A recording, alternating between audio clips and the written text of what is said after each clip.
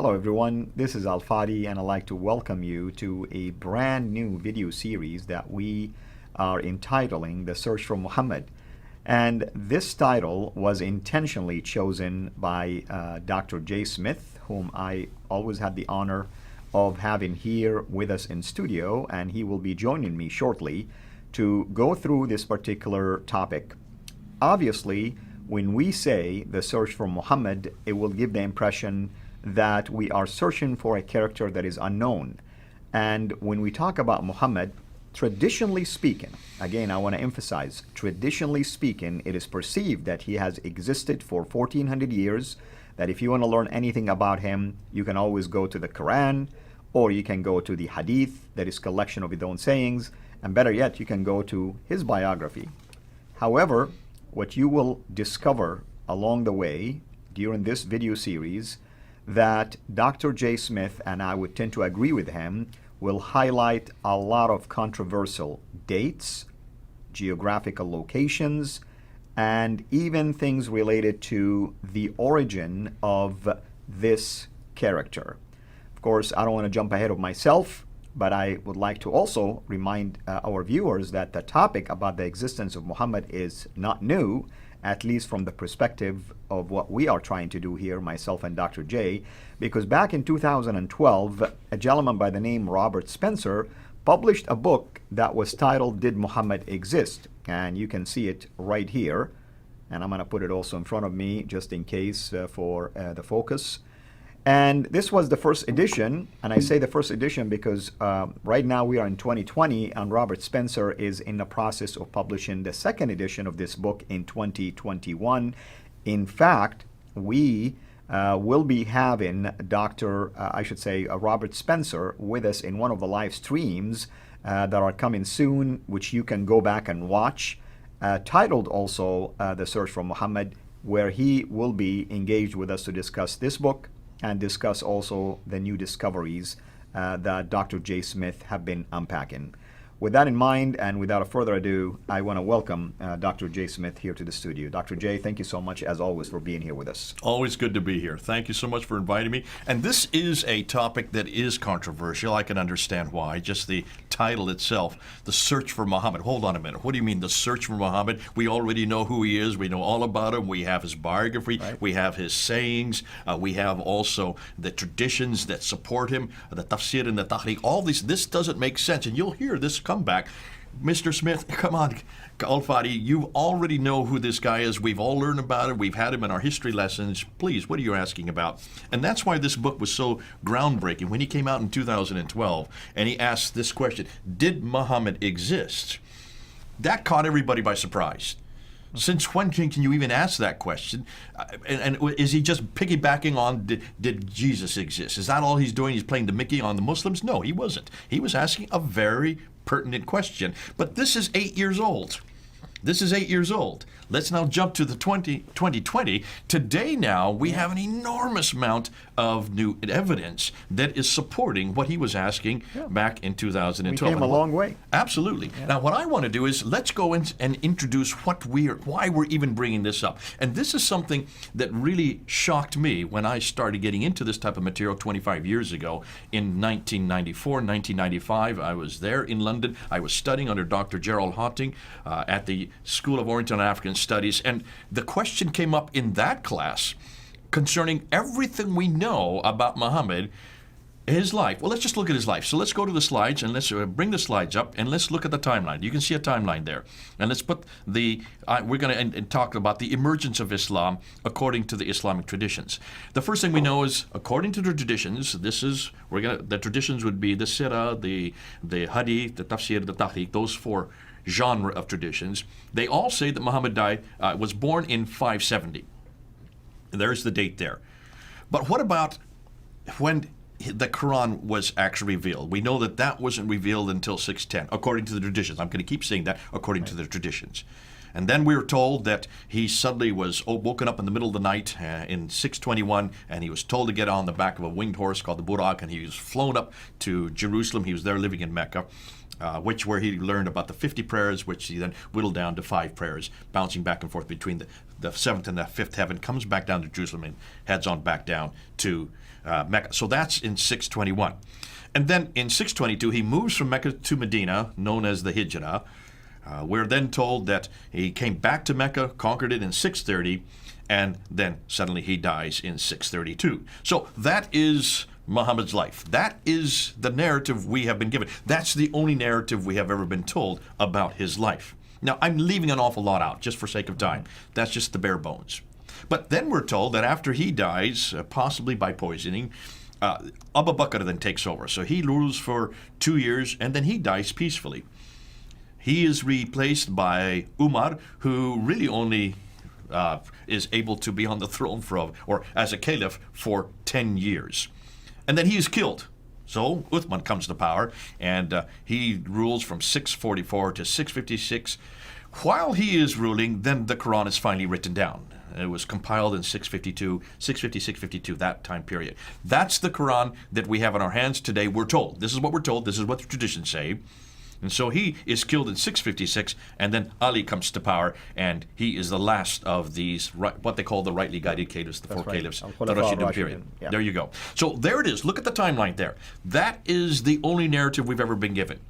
Now, are you happy with that? Are you happy with those dates? Are you happy with what you've seen right there on the timeline? Well, I mean, this is what I grew up learning. This is what almost every Muslim who doesn't want to believe in anything outside of the tradition would disagree with this, because they accept these dates as if they are set in stone. Okay.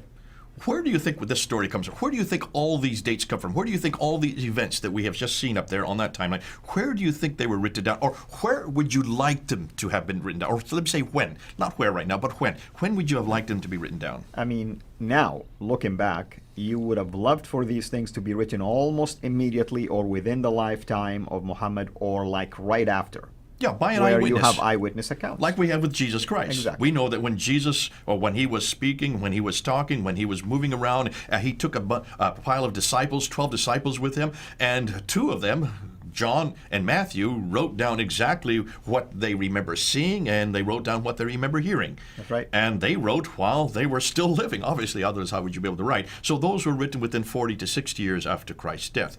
And the other 2, Mark and Luke, got it from the eyewitnesses. So you have 4 testimonies of Jesus' life, 4 testimony of what he said and did by either the eyewitnesses or those who got it from the eyewitness, right? That's correct. No problem there. That's correct. So we would demand that, I would assume the same thing of Islam, certainly about the companions of the Prophet. They should have written down what he said and did, right? Yes. Within their lifetime, not his, obviously, because he died in 632. Let me show you what we now know. And I'm going to go back to the timeline. So let's go to the next slide, and let's look at this timeline here. Let's put up Muhammad's death, 632. So there it is. He dies in 632. By this time, everything he said and did should now start to be written down. Just like that's what happened after Jesus died. You know, we have Paul writing within 15 years after Jesus died. We have the letters. And he didn't even see Jesus. He didn't even know Jesus. We know that Matthew, Mark, and Luke were written within 40 years of Jesus. Well, so certainly by 660, 670, they're all written down. John would have written by 690. So within 60 years of Christ's death, who died in 33 AD, we have now all 4 Gospels and all of the letters of Paul. We have the whole New Testament written down. And even Paul, I mean, I know you said he didn't see Jesus. What you're meaning, of course, he didn't live with him when he was on earth as one of his apostles. It was an encounter that took place after the resurrected Jesus, of course, met him on the way to Damascus. Yeah. And even there, Muslims attack Paul for what reason? For what you just mentioned. It's like, oh, he wasn't with him, right? You know? And yet they give themselves the right, sadly, to attack the character of Paul. They attack the teaching of Paul. And here we are, dealing with an issue that is far worse than that. Well, we haven't proved that yet. Let's not prove that. So let's go back to the timeline. Right. There is where Muhammad died in 632. So you're saying that you would like someone to have written it down within certainly, really, let's say 40 to 60 years like we have with Jesus' life. That's fine. I mean, at least you have some eyewitness account. Okay, let's see the first biography. The first biography of what Muhammad did is written by this guy here, Ibn Ishaq. Right. Look at his date, 765. 140 years already, or 30 years after Muhammad's death. That's a problem, isn't it? I mean, it's impossible that Ibn Ishaq lived for that long. No, he did not live for. I mean, it's obviously he was not living when Jesus was living. He did not know. I'm sorry. Well, Muhammad. Jesus, of course, Muhammad was living. Right. He would not have known him. He would not have seen him. He would not have heard anything about him. That's right. So you cannot say he's an eyewitness. Did he get it from the eyewitnesses? We have no idea. Now, we need to go back to that. Let's go back to the slides and let's take a look at where the dates are for this is written down. And we start with Muhammad's death. He dies there in 632. Where do we hear about his material, about his life? We go to Ibn Ishaq. Look at the dates there, 765. So you're talking about roughly, we're talking about 130 years later.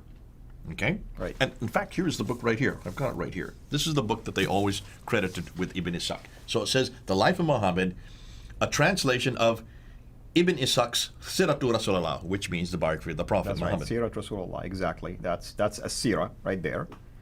That is a lie. Yeah. This is what everybody has been taught.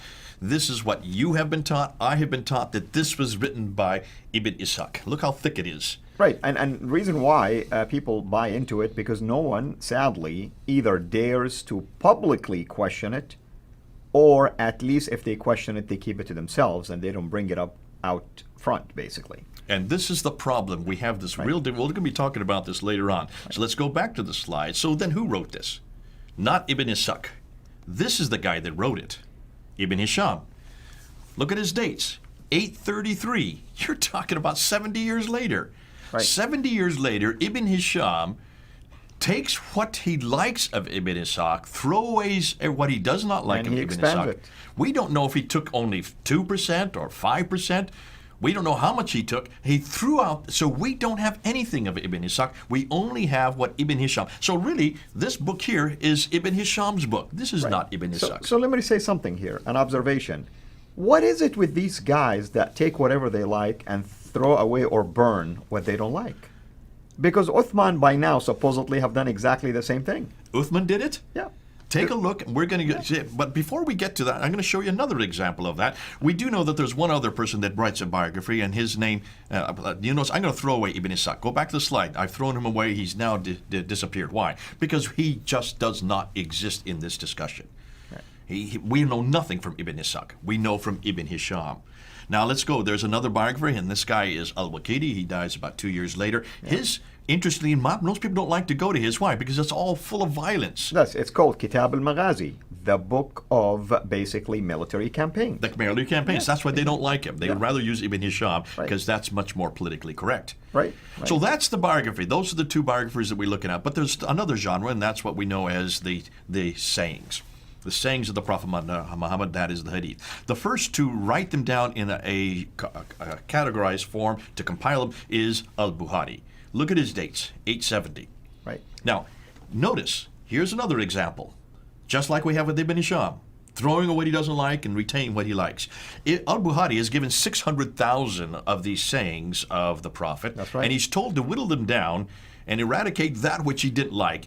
From the 600,000, he whittles them down to 7,397. With some repetitions in them. Yeah. In fact, if you look at the old repetition, it's just down to around 2,000 unique ones. But from 600,000 down to 7,000, that's basically he's thrown out 98%. And his reason was? Because they are inauthentic. Suspected fabrication. They're fabrication. Yeah. Who says they're fabrication? How does he know what's fabricated? Look at his dates again. 870, that's 240 years after the fact. And another thing, Jay, I mean, now I'm going to be this critical guy who's going to sometimes challenge some of the things you're going to mention, sometimes point out things for the benefit of our viewers. We know Muhammad existed and died in 632 because of these sources. Only because of these sources. That's right. So everything we know about Muhammad's life, his death, about him moving from Mecca to Medina, about his wives, all these things that we know about concerning the background story that is not in the Quran, you have to get all this background story, all these 9 volumes of hadith that we have for Al-Bukhari alone. That 7,397 still make up 9 volumes. What happened to the 98% he threw out? And where is it today? Wouldn't you like to look at it? I would like to look at it. Exactly. So there has been a mass censorship that has gone on. But he's not the only one. Let's go back. Let's go back to the timeline. You also then have Sahih Muslim, who died in 875. Then you have Al-Tirmidhi, who dies in 884. Then you have Ibn Majah, who dies in 887, followed by Abu Dawud, who dies in 899, and then An-Nasai. I should let you read their names because my Arabic is desecrated. No problem. An-Nasai. So these are the Sunni, basically canonized hadith, if you wish, sanctioned hadith. These are the 6 canonized ones that are supposedly sahih, means perfect. That's right. Now, that's not the only genre. There is two other genres that come up, and there we'll put them in brown. The tafsir, which are the commentaries on the Quran, and then you have the tariq, which are the histories of mankind. Those are the 4 genres. Who is the first to write down the tafsir and tariq? Well, it's this character right here, At-Tabari. Exactly. But look at his dates. I know. That's the 10th century. It's fascinating. In fact, Muslims point us out to Ibn Abbas, and they say, well, Ibn Abbas is the father of tafsir. He might be, but we don't have any of his writing. No, and we're dependent on people like Al-Tabari to report us. Exactly. Again, it's the same thing that Al-Bukhari did. It's the same thing that Ibn Hisham did. They just reported what they wanted you to know. They just took what they considered to be the narrative that they were interested in, and they threw out anything that disagreed with it. Yep. So basically what we're saying is everything, and let's look at the timeline here, everything we now know about this man named Muhammad, about how Islam began, how about everything began, it is not beginning to be written down for 201 years. Here's another thing I wanted to mention just quickly about the tafsir, for instance, starting with Tabari. 300 years later, you get to another gentleman, Al-Qurtubi, okay? And here is what you discover between Tabari and Qurtubi, is that you are going to notice that Tabari starts giving opinions not supported by, for instance, hadith or anything like that. You get to Qurtubi and they start picking up on backing up their claims with hadith and with tafsir and things like that, with Quranic verses. Why? Those things have established by then. Now they have things to use as pretext for their opinions. Mm-hmm. I mean, everything is pointing to something that took place in this gap. Obviously, and we're going to get to that because go back to the timeline. I want to show you something else. When we get back to the timeline, let's just go and take that 200 years out and let's replace it with this guy here, Abdul Malik. Abdul Malik is the one that we have been saying for the longest period. You and I have mentioned this a number of years ago, that this guy is the one that introduces the Shahada there on the coins and on the Dome of the Rock and also on the Caliphal Protocols. Look at his date, 692. So we're talking about 141 years after him that you start to get this narrative that he is introducing, all right? But I want to go even one step further. I want to bring up Abbasids. The Abbasids come to power in 749. As we go through this series, I'm going to keep coming back to this point. It's the Abbasids that we need to give credit to, because the Abbasids are the one that actually create this new narrative. And they have a problem with the Umayyads, including Abdul Malik. They have an enormous hatred for anything that came earlier. They hate the Umayyads. They want anything to do with the Umayyads. So really, if you're going to talk about this new narrative that is now being introduced by Ibn Hisham, Al-Waqidi, Al-Bukhari, Sahih Muslim, Tirmidhi, Majah, Dawud, Nasai, and also Tabari, you need to go back to when did this all begin, and you need to go back to the Abbasids. Now let's look at the timeline again. Look at the Abbasids, it was 749. Under their watch, basically. Absolutely. Yeah. Ibn Ishaq is the one that first comes. He is the first one that introduces that narrative in 765. But Abbasids are 84 years ahead of this. They're 84 years before it actually gets categorized. Let's go put up and let's make sure, let's remind ourselves about our good friend Ibn Ishaq, who we haven't used before. His narrative is a good 68 years before they finally get the one that they want really codified for the whole world to see. Mm-hmm. So can you see, we're not talking about 5 or 10 years, we're not talking about 22 years like Muslims like to believe that everything happened in a 22-year period from 610 to 632. No, we're not. We're talking 200 years later, but not just 200 years. Even by the time the Abbasids come to power in 749, that Ibn Ishaq was the first one to write down that story of this man that they're going to create as their prophet. We're going to tell you why they had to create him as a prophet. That's yet to come in other episodes. But even his is not good enough. Another 68 years, they finally come up with the canonized form of who this prophet is, and that's Ibn Hisham.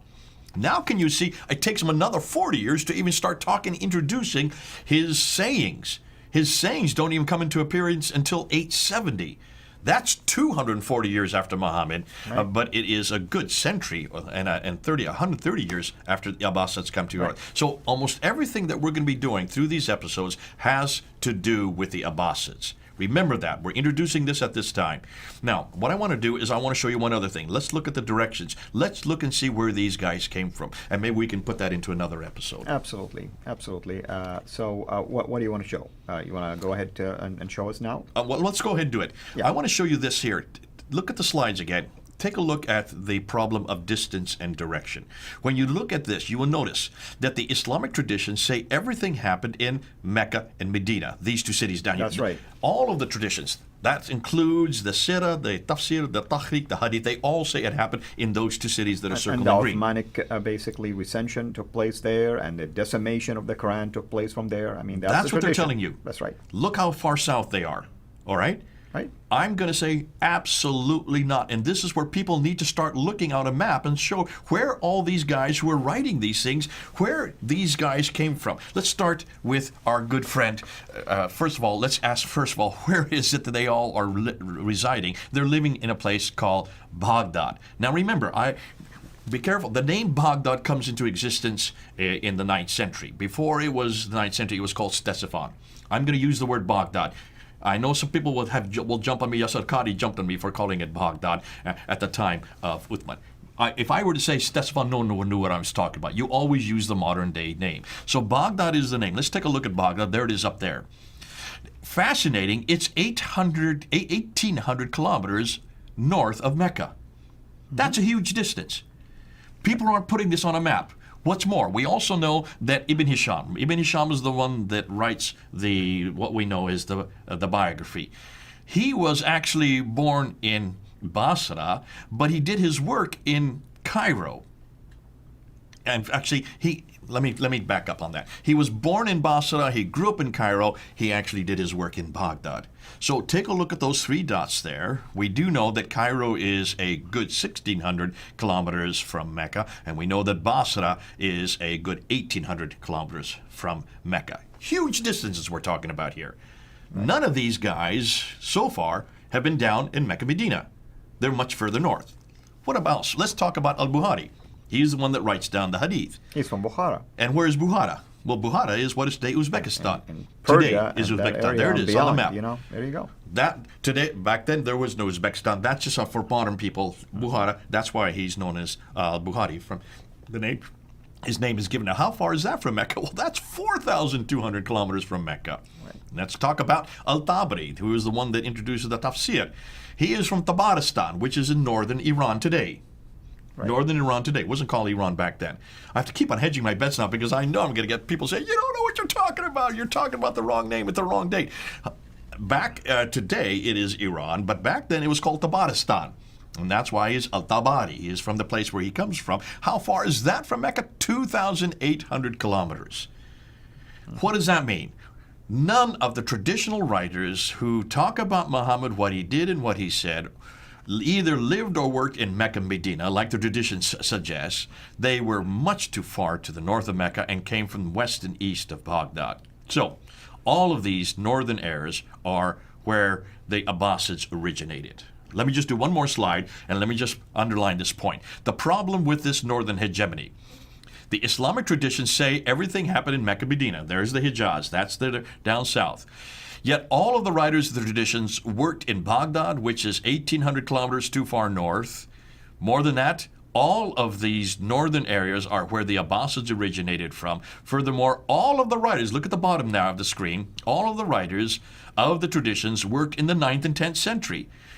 Therefore, our conclusion has to be they all wrote their material hundreds of miles too far away and hundreds of years too late. Can you see then why we're bringing this up? I knew about this back in 1994, 1995. Dr. Gerald Haunting was bringing this to our attention back there in class, and I said, well, why aren't Muslims telling us this? When they talk about the companions were the ones that wrote this, no, the companions didn't write this. None of the companions who were there at the Muhammad's time wrote this down. Mm-hmm. These were all characters who lived hundreds of years later, 200 to 300 years later, and too far north, hundreds of kilometers away, thousands of kilometers away. Right. And that's why there is a science called the science of men, ilm al-rijal, to try to authenticate what these men, the narrators, have been saying. Why? Because you have a long gap, almost 200 years, and now you have to justify if this guy is reliable or not. Going backward. Everything is pointing to going backward rather than forward. Going backward than forward. Exactly. What I want to do in the next episode is talk about the Quran next. We've looked at the traditions, we've looked at the tafsir and the tahriq, we've looked at the hadith, we've looked at the sirah. Now we ask the same question, what about the Quran then? Right. Okay, that's going to be the next one. We will.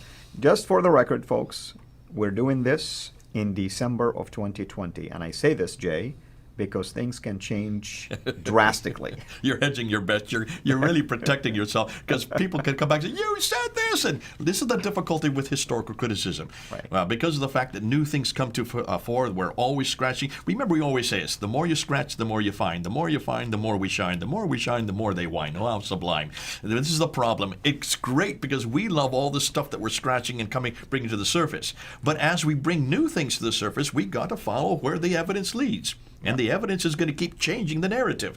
As you can see, between Ibn Ishaq and Ibn Hisham, the narratives change. Between Ibn Hisham and Al-Bukhari, it changes again. And between Al-Bukhari and Al-Tabari, it changes. It's going to keep changing for the Muslims. We, therefore, need to follow where the evidence is. That will change. So we may have to even increase or actually put some new evidence on the table in another year from now in 2021. Absolutely. And the more they whine, we have cheese for that. And that's what we do here for a living. Everyone, thank you so much. Hopefully you're enjoying this introduction of the series. Imagine now how the whole series would look like. So until next time, hold on to your seats, and hopefully you are going to share about this with all of your friends on social media. And also we encourage you to share these videos and repost them on different channels because we want this knowledge to spread everywhere. Until we meet again, have a blessed day. Thank you so much for taking the time to watch this video. We can't make these quality videos without the help of partners like you. So please consider becoming a Patreon supporter today at patreon.com/Sira International. I want to make sure you always get notified when we release a new video. So please click the bell to be notified, and of course, make sure to subscribe to this channel. If this video was helpful to you, please click the thumbs up. Thank you.